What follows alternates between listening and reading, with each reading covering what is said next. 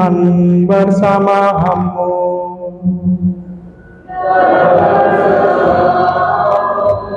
Inilah Injil suci menurut Santo Yohanes.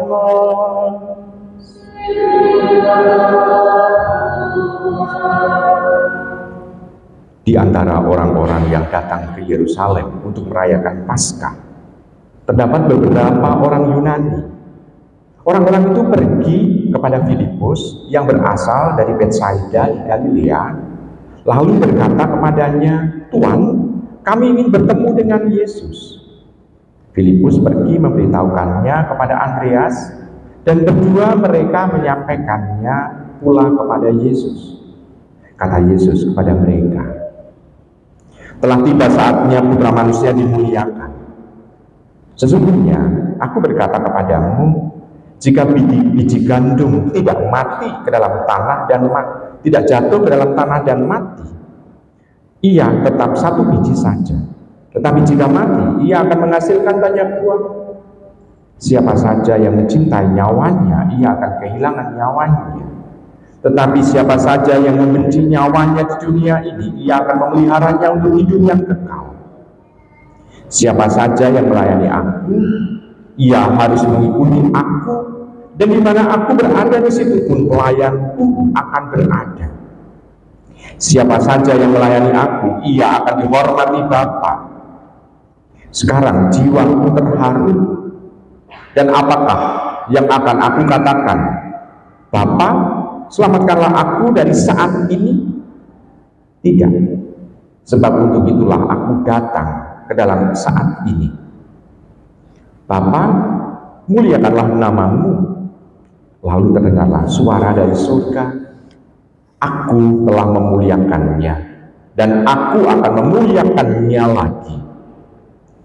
Orang banyak yang berdiri di situ dan mendengarnya berkata bahwa itu bunyi guntur.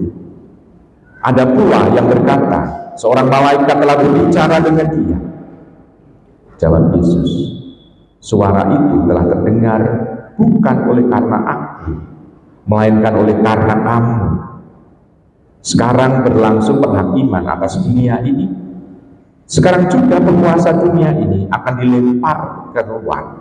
Dan aku, apabila aku ditinggikan dari bumi, aku akan menarik semua orang datang kepadaku."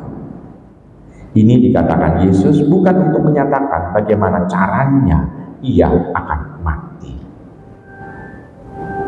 Demikianlah sabda Tuhan.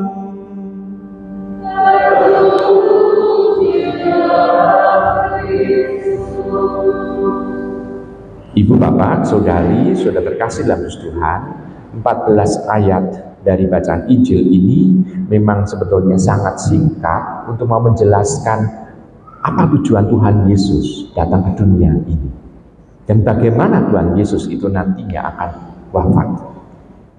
Di sana mau diungkapkan justru bukan hanya kepada para murid yang adalah orang-orang Yahudi, tetapi untuk semua orang, semua kalangan. Maka disebut dengan kelompok orang-orang Yunani yang datang kepada Yesus. Jadi untuk semua orang, berarti kehadiran Tuhan Yesus untuk semua kalangan, tidak melulu untuk orang Israel, tapi untuk semua kalangan. Ya, sekarang kita mencoba untuk melihat, memilah sedikit-sedikit demi sedikit apa yang dikatakan oleh Tuhan. Dia mengatakan begini, bahwa tiba saatnya manusia dimuliakan. Sesungguhnya aku berkata, jika biji gandum itu tidak mati, dia tidak akan bisa berbuah. Di situ untuk membuahkan apa? Bahwa Tuhan Yesus memberikan hidupnya demi kematian itu. Dengan kematian itu di dunia ini bukan langsung dimuliakan di surga, diangkat ke surga, bukan, tapi mengalami kematian. Prosesnya dalam kematian pun itu kita bisa melihat di akhir Injil yang tadi kita dengar, dan kita melihat wujudnya ada di salib Tuhan. Di situ ditinggikan, di situ untuk melihatkan bahwa dia mau menyerahkan supaya apa yang dia tanam, apa yang dia hidupi ini bisa berbuah berlipat ganda dalam diri para pengikutnya. Dan nantinya para pengikutnya pun itu diharapkan memberikan contoh yang baik pula, seperti yang sudah dia contohkan kepada generasi berikutnya. Sehingga semakin lama nilai atau yang diwartakan oleh Tuhan ini bisa tersebar ke seluruh umat manusia. Tujuannya itu sebetulnya. Jadi dia mau supaya apa yang dia wartakan, Allah yang menyelamatkan, Allah yang menyayangi manusia, Allah yang mengasihi, pendek kata segala kebaikan itulah yang mau diwartakan. Nah sekarang kita bisa melihat dia ditinggikan, disalib. Tetapi untuk sementara salibnya itu ditutup. Saya mau break dulu sebentar. Kenapa kok salibnya ditutup? Ditutupi.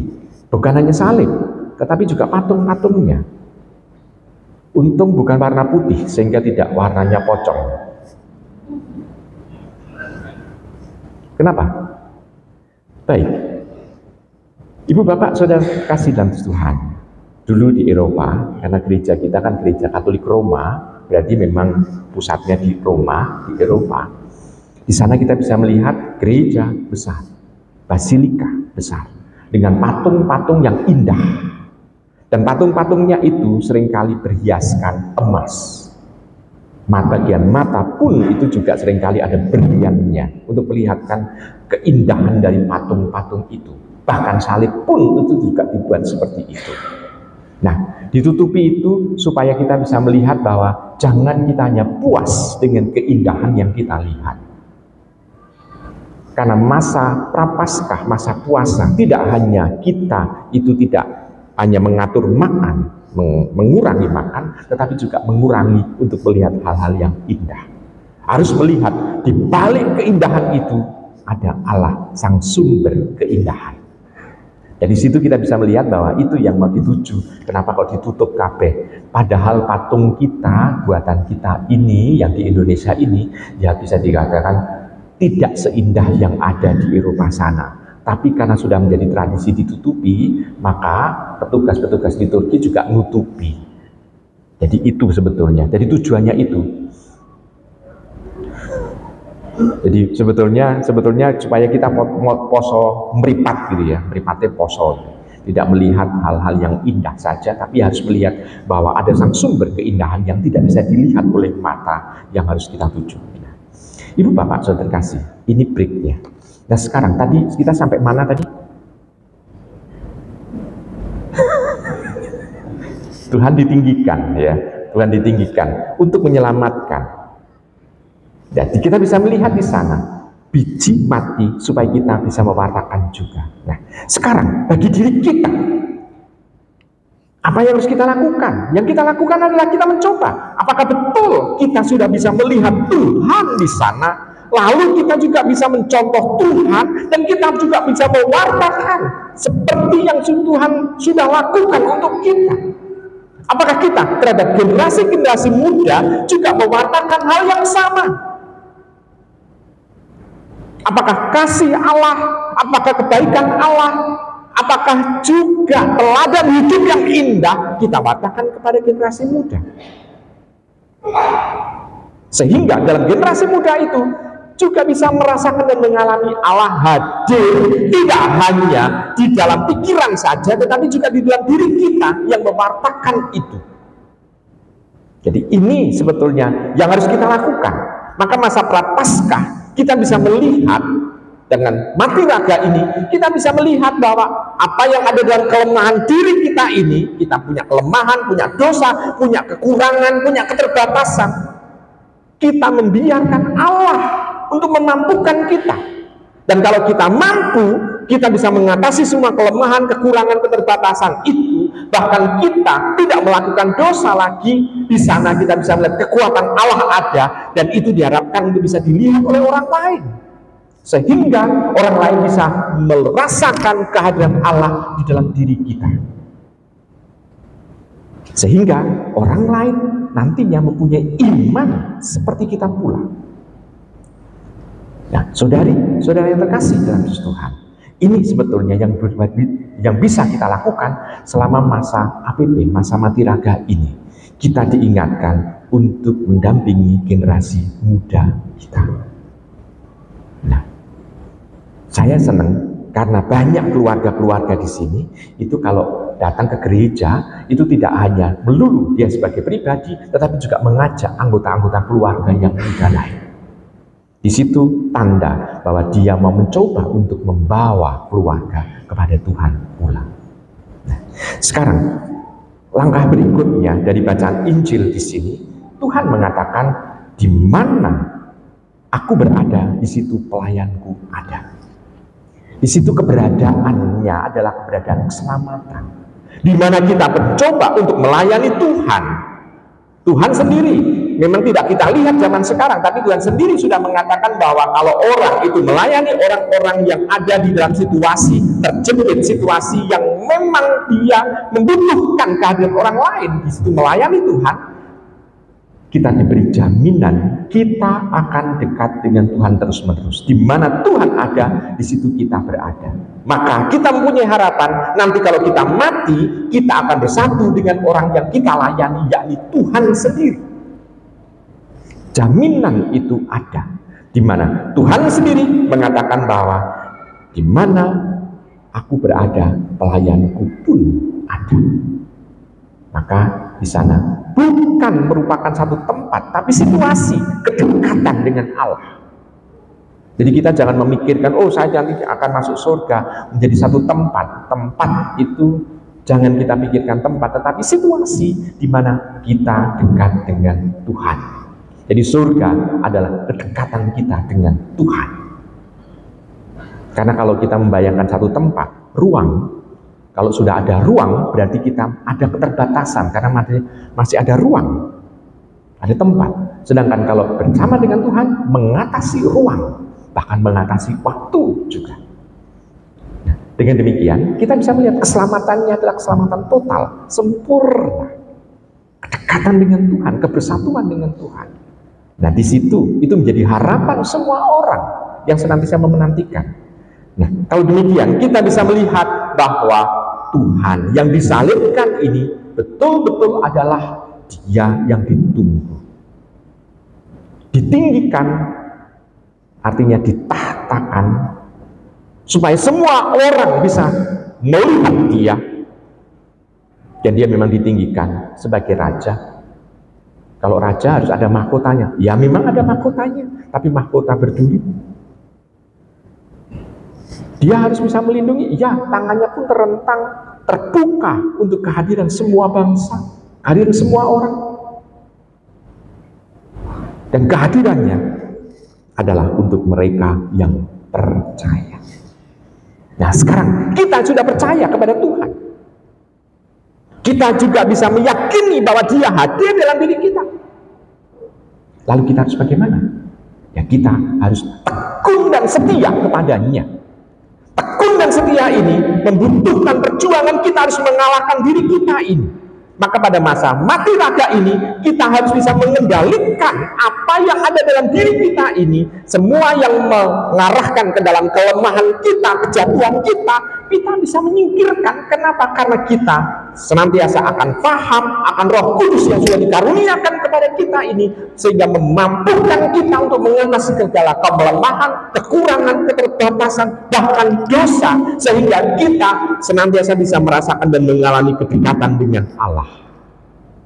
Nah, ibu bapak, saudara, saudara terkasih dalam Tuhan, kedekatan dengan Allah itulah yang bisa kita rasakan tidak hanya nanti di surga, tetapi juga di dunia ini. Sehingga kehidupan di dunia ini seolah-olah nanti pada saat kematian disempurnakan. Nah, kalau kita setia dengan segala macam hidup dalam kegelapan, dengan dosa, nanti kalau mati ya disempurnakan menjadi kematian kekal. Jadi kita bisa melihat, maka pada saat kita tinggal di dunia ini, kita harus bisa mengakrabi itu, mencecap firman-Nya juga. Kita berusaha untuk melakukan apa yang jadi firman Tuhan. Ini kan tema APP yang kita garap di lingkungan-lingkungan. Dan di situ kita bisa melihat Tuhan menghendaki supaya kita bisa bangga. Kalau demikian, sengsara Tuhan bukan berarti mau mengecilkan Tuhan, mau membinasakan Tuhan, tidak. Tetapi memberikan contoh kepada kita bahwa pemberian diri total adalah tanda orang ini menggantungkan seluruh hidupnya hanya melulu kepada Allah.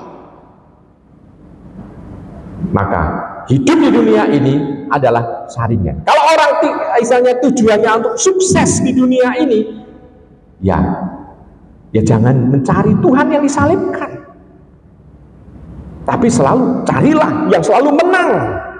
Dalam perang pun menang mungkin. Sehingga tujuan hidupnya hanya mencari yang namanya kemasyhuran. Tetapi Tuhan tidak menghendaki pengikutnya jatuh ke sana. Tuhan menginginkan supaya orang tetap setia, memasrahkan seluruh kehidupannya. Bahkan kematian dan kehidupannya dipasrahkan kepada Tuhan. Maka kita percaya bahwa yang memegang remote kontrol kehidupan kita hanya Allah. Menghidupkan dan mematikan. Remote control kan seringkali itu kan tujuannya, menghidupkan dan mematikannya. Kita serahkan remote control kehidupan kita ini kepada Tuhan. Tetapi ingat, Tuhan tidak mau kita jadi robotnya. Kita masih mempunyai kehendak. Maka bagaimana warna hidup ini? Kehendak kita lah itu yang mewarnai. Dan kehendak kita ini hendaknya adalah kehendak yang mempengaruhi generasi muda yang lain. Saya percaya dan saya yakin bahwa panjenengan semua mampu melakukan itu. Selamat merenungkan.